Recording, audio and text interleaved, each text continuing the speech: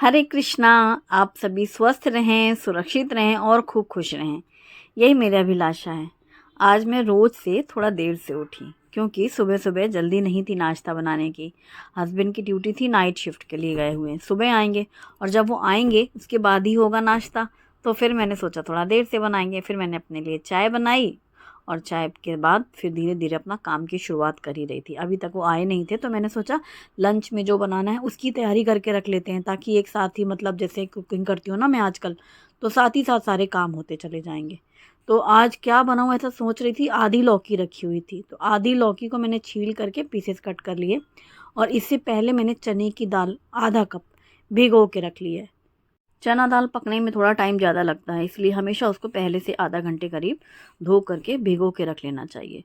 तो जब मैं अपनी चाय बना रही थी उसी वक्त मैंने चने की दाल आधा कप भिगो के रख ली थी। अभी जो आधी लौकी है उसको छील के पीसेस कट कर लिए हैं, एक टमाटर काट लिया है और साथ ही इसके लिए हमें एक प्याज भी चाहिए है, अदरक, हरी धनिया, हरी मिर्ची, ये सारी चीज़ें चाहिए। तो 9 बजे तक करीब आएंगे हस्बैंड, नाश्ता तभी बनेगा। तो मैंने सोचा कि साथ ही कर लूँ, क्योंकि इंफ्रारेड में मैंने आपको बताया है जब एक बार कुकिंग करो ना तो एक बार वो स्टार्ट करो तो कि एक साथ सारे काम लगातार करने सही रहते हैं। अब मैंने कुकर में सरसों का तेल गरम किया है, जीरा, हींग, दालचीनी, लौंग का तड़का लगाया है, बारीक कटी हुई लहसुन, हरी मिर्ची और बारीक कटी हुई प्याज डाल दिया है। हरी मिर्ची को मैंने ऐसे लंबा लंबा सा ही काट के डाल दिया है। साथ ही तेज पत्ता डाला है तड़के के लिए और फिर कटी हुई लौकी, टमाटर, हल्दी पाउडर, धनिया पाउडर, मिर्ची पाउडर और ये धुली हुई चने की दाल। आधा कप चने की दाल धुली थी, थोड़ी भीगने के बाद ही थोड़ी ज़्यादा सी हो जाती है और ये पकने के बाद और भी ज़्यादा क्वांटिटी हो जाती है इसकी। थोड़ा सा ताज़ा धनिया पत्ता, नमक और हाँ अदरक तो रह ही गया, बगल में ही रखा हुआ था, कद्दूकस किया था मैंने ग्रेट करके, वो भी डाल दिया और मिक्स करके पहले कुछ देर भून लेंगे। तो भीगी हुई चने की दाल, लौकी, टमाटर सारे सूखे मसालों के साथ अच्छे से कुछ मिनट भूनने के बाद फिर इसमें पानी डाल दिया और पानी इसमें थोड़ा ज़्यादा ही डालें। जैसे अगर आधा कप चने की दाल है तो आप 2.5 कप करीब पानी डाल दो, तो क्योंकि पकने में भी टाइम लगता है और फिर दाल ये फूलती है बहुत ज़्यादा, फिर बहुत गाढ़ी सी लगने लगती है। तो बस अब मैंने कुकर बंद कर दिया। ये मैं सोच रही थी कि अगर ये आ गए तो अभी नाश्ता बनाना शुरू कर लेंगे और ये फिर साइड में रख देंगे, क्योंकि छौंक तो लगानी थी, छौंक लगा रखी रह गई ना दाल, फिर बस सीधे हमें इसमें इंफ्रारेड में रखना ही रहेगा। धनिया पत्ता भी मैंने थोड़ा ज़्यादा सा काट के साइड में ले लिया है। और छोटे कुकर में चावल बनाने हैं अलग से, क्योंकि वैसे जैसे मैं दाल चावल बनाती हूँ ना तो तूर की दाल बनाऊँ, मूंग दाल, मसूर दाल, ऐसी दालें बन जाती हैं सेपरेटर कुकर में। चने की दाल को थोड़ा टाइम लगेगा ना ज़्यादा पकाने में, इस वजह से मैंने उसको आज अलग से बनाया है। तो चावल फिर मैं दूसरे कुकर में धुल करके साइड में रख दूँगी। ये भी एक काम रहता है कि जैसे दाल बनी तुरंत चावल चढ़ा देंगे, ये एकदम लाइन में लगा रहेगा चावल। चावल को तैयारी कर लेते हैं पहले से ही, कुकर बिल्कुल सज धज के रहे रेडी। तो चावल धुलने के बाद फिर इसमें साफ़ पानी डाल करके नमक और इसमें घी डालेंगे और कुकर बंद कर देंगे। आप चाहें तो इसमें थोड़े से जीरे भी डाल सकते हैं, जीरे राइस वाला पूरा स्वाद आपको मिलेगा। बस अब कुकर बंद करके ये साइड में, जैसे नहीं सबको टाइम से सजा के रखना है, कोई पीछे ना रहे। धनिया पत्ता भी कटा रखा है और यहाँ पर जितनी देर वो चावल में धुली कर रही थी तो यहाँ पर सीटी बजनी शुरू हो गई चने की दाल की। 3-4 विसिल लेंगे, यानी कि टोटल जो दाल है वो अच्छी सी बॉईल हो जाए, गल जाए। और तब तक मैं यहाँ पर जूस बना लेती हूँ। ऑरेंज का जूस बनाने की एक बहुत अच्छी टिप मैं आपके साथ शेयर करने वाली हूँ।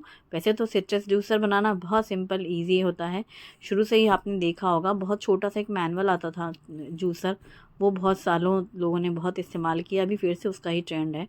और अब ये जो जाली वाला है ना तरीका, ये मुझे और भी ज़्यादा आसान लगता है। सिट्रस जूसर में भी वही है जो आजकल जूसर आते हैं, लेकिन सिट्रस जूसर केवल लेंगे तो केवल सिट्रस के लिए काम आता है मौसमी और संतरे में।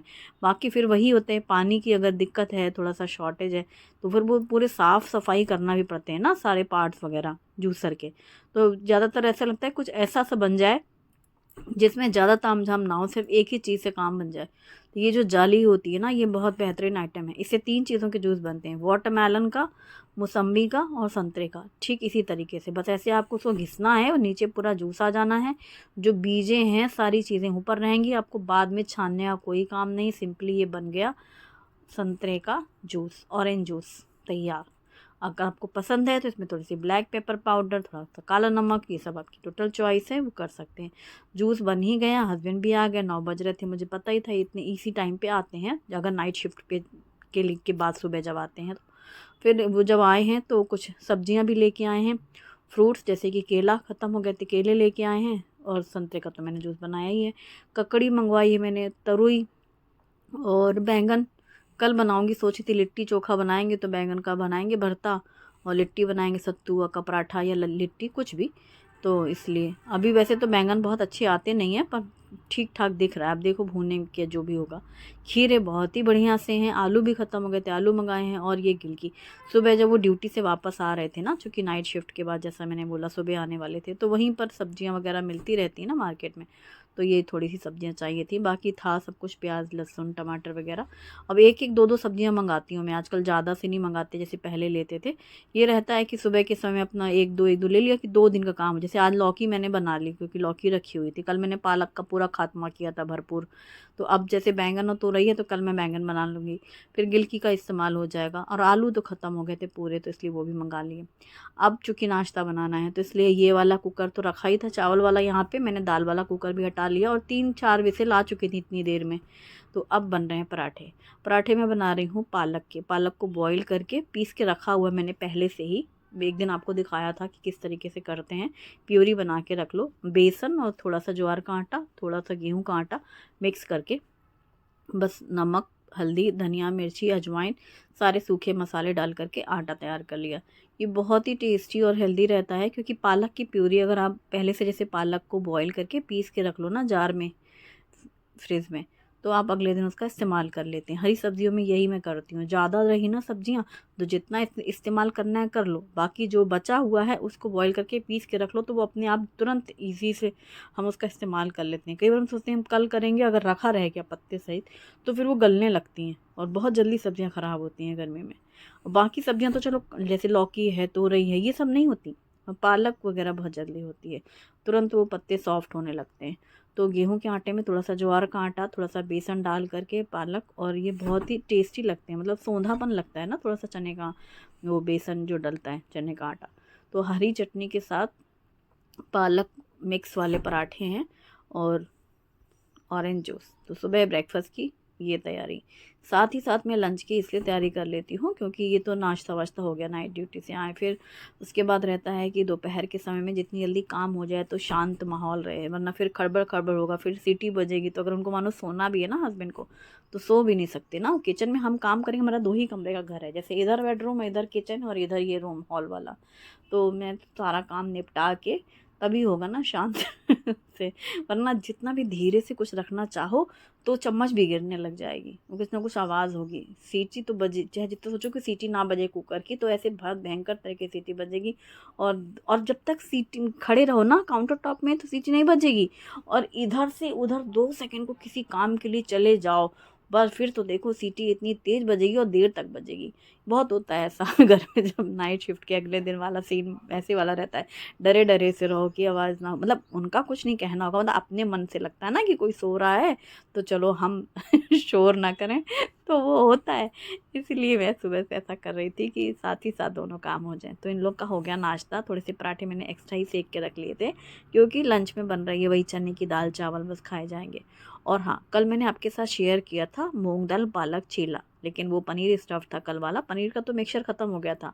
जो मूंग की दाल और पालक वो बैटर थोड़ा बचा हुआ था, तो मैंने फ्रिज में रख दिया था, सोचा था रात में कुछ यूज़ हो जाएगा तो हो जाएगा, लेकिन उसकी ज़रूरत ही नहीं पड़ी। कढ़ी बनी हुई थी दिन के टाइम पे, तो कढ़ी चावल था, पालक पकौड़े की कढ़ी चावल।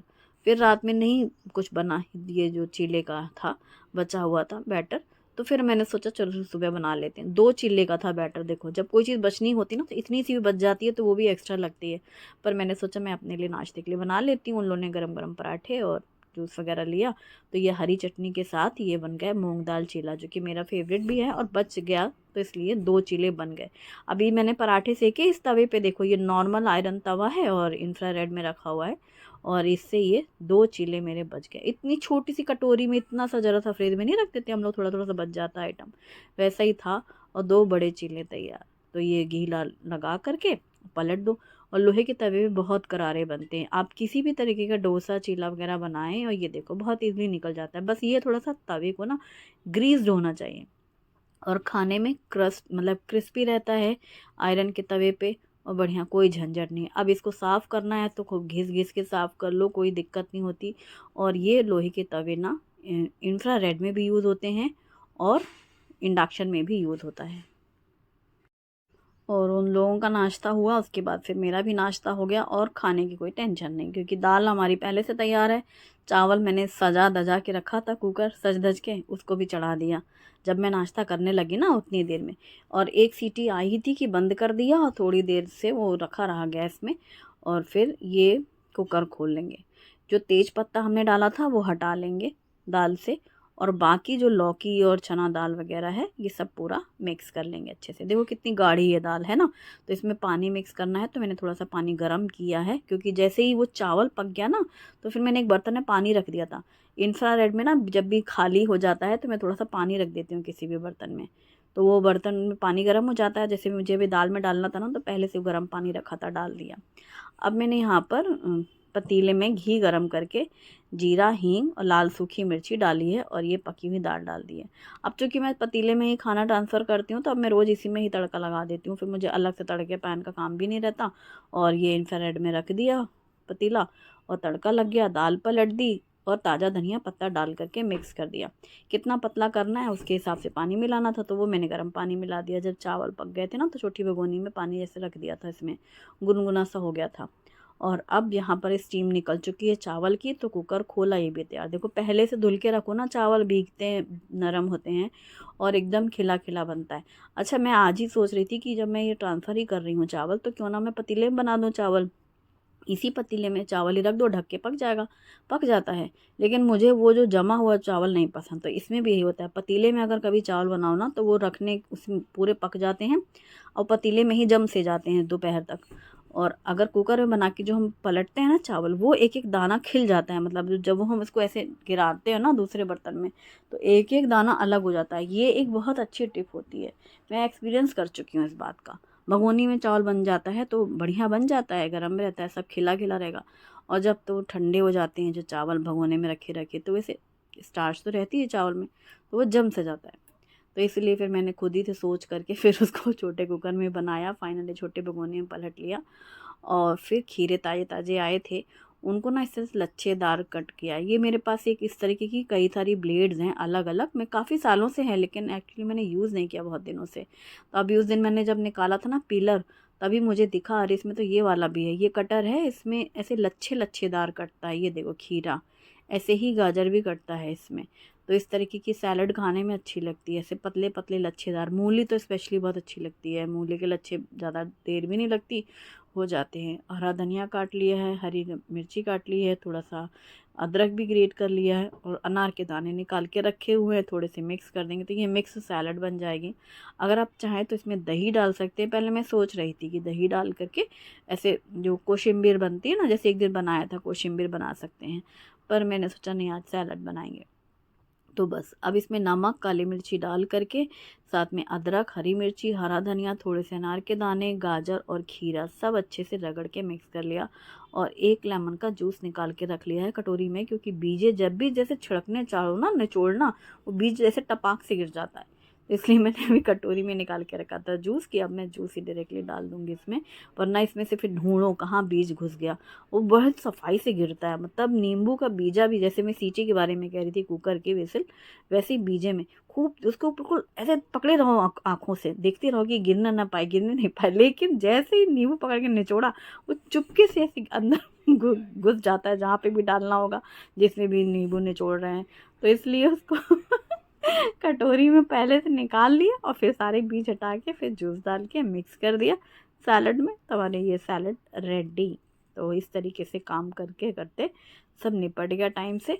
और मैं अपनी चाय पीने के बाद से ही दिमाग, अच्छा बहुत सोचना पड़ता है क्या बनाया जाए। ज़्यादा जितना समय खाना बनाने में नहीं लगता, उससे कहीं ज़्यादा पूरा दिमाग उसी में खर्च हो जाता है कि बनाया क्या जाए। लौकी के लिए मैं 2-3 चीज़ें सोच बैठी थी कि ये बनाऊँ कि ये बनाऊँ, ये बनाऊँ कि सोचा आज चने की दाल के साथ बनाते हैं दाल। तूर दाल में तो बहुत पहले बनाया था, क्योंकि चीले वगैरह बनाओ फिर वो अधूरे अधूरे से रहेगा, फिर खाने में क्या हो। कल कोफ्ते बने थे आधी लौकी के उस दिन जो बने, तभी तो ये आधी बची हुई है। लौकी कोफ्ते बन चुके हैं इस हफ्ते, तो यही बना लिया। और फ्रिज से निकाला ये अचार, जब लंच टाइम का आया तब निकाला है फ्रिज से इंस्टेंट वाला अचार। और अब चलो थाली परोस लेते हैं। तो हमारी सिंपल टेस्टी वाली लंच थाली है, जिसमें है चने दाल, लौकी चना दाल, घी डाल करके, बहुत टेस्टी लगती है। सैलड है, प्लेन राइस है और साथ में है ये मिक्स अनाज वाले पराठे और इंस्टेंट वाला अचार। तो सिंपल टेस्टी लंच थाली तैयार। लौकी से और क्या क्या रेसिपी बना सकते हैं मुझे ज़रूर बताना, क्योंकि इन दिनों ना तोरई, लौकी यही सब्जियां हैं, या फिर पालक, घूम फिर के इन्हीं का ही नंबर आएगा। अभी तो कल सोच रही हूँ कि बैंगन का भरता और लिट्टी बनाऊंगी, लिट्टी चोखा। आज का वीडियो कैसा लगा मुझे ज़रूर बताइएगा। पसंद आए तो लाइक ज़रूर करें, अपनी फैमिली फ्रेंड्स के साथ भी शेयर करें। Thanks for watching.